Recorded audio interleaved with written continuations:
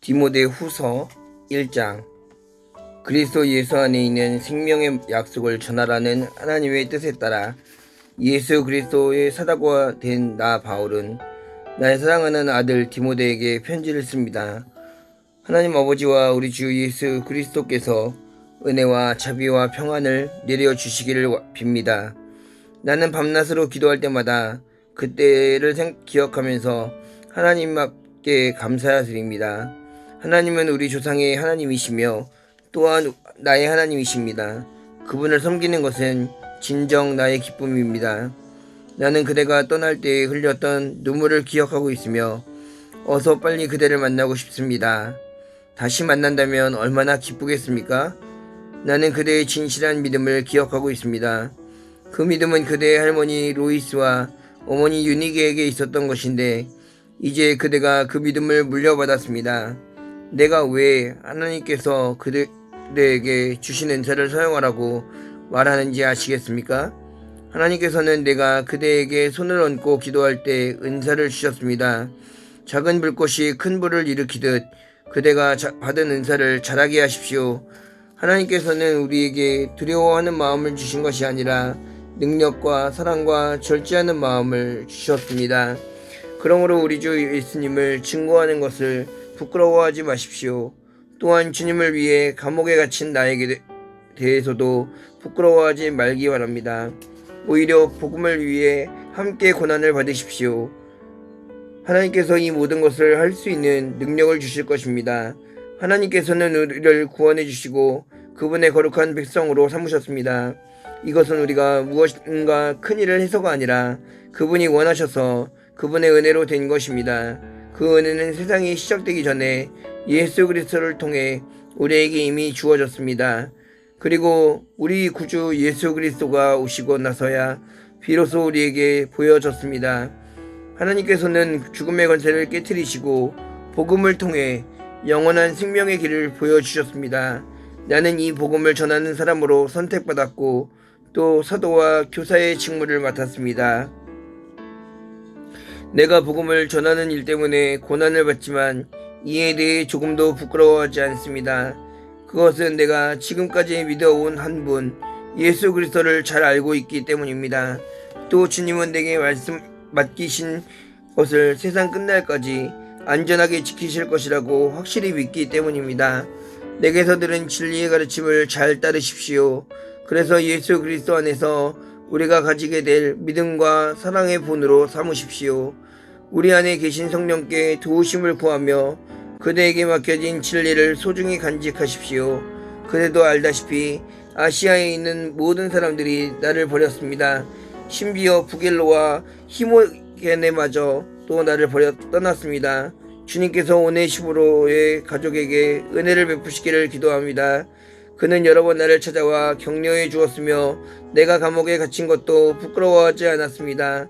그는 로마에 왔을 때 사방으로 나를 찾아다닌 끝에 나와 만날 수 있었습니다. 주님께서 다시 오실 그날에 오네시모로에게 자비를 베푸시기를 진심으로 기도합니다. 에베소에 있을 때에도 그가 나를 얼마나 잘 돌보아 주었는지는 그대도 잘 알고 있을 것입니다. 디모데후서 2장.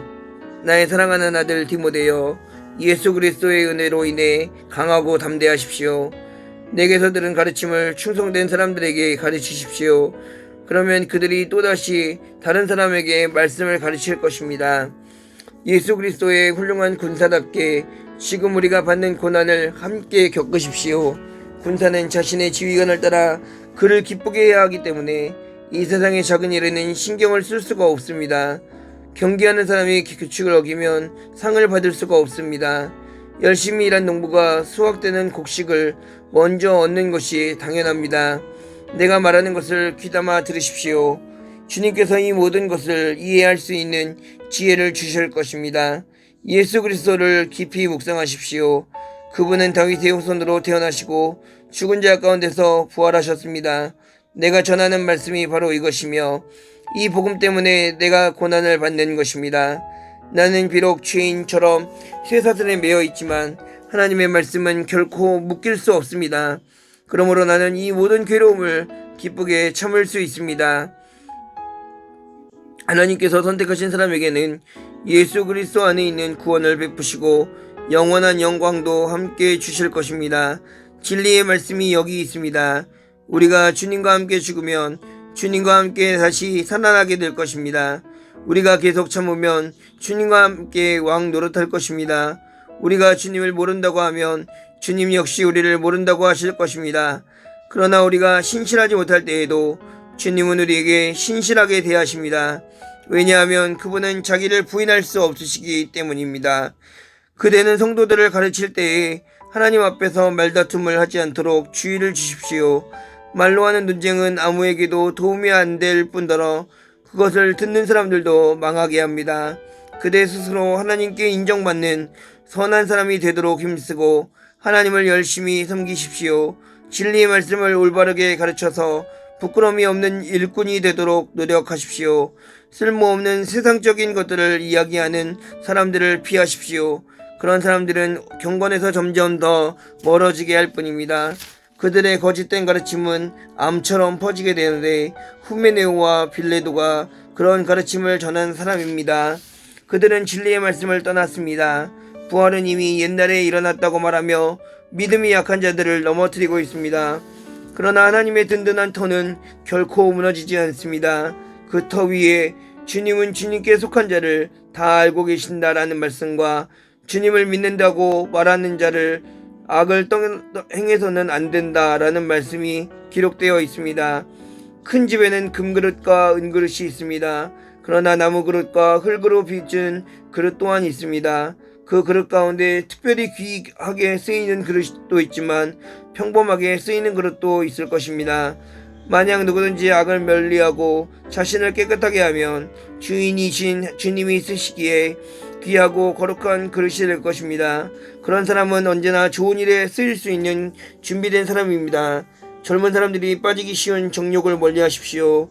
깨끗한 마음을 가지고 주님을 신뢰하는 사람들과 함께 의와 믿음과 사랑과 평안을 추구하기 바랍니다. 어리석고 무식한 논쟁을 피하십시오. 그런 논쟁은 더 큰 싸움만 일으킬 뿐입니다. 주님의 종은 다투지 말고 모든 사람에게 친절히 대하고 잘 가르치며 오래 참아야 합니다.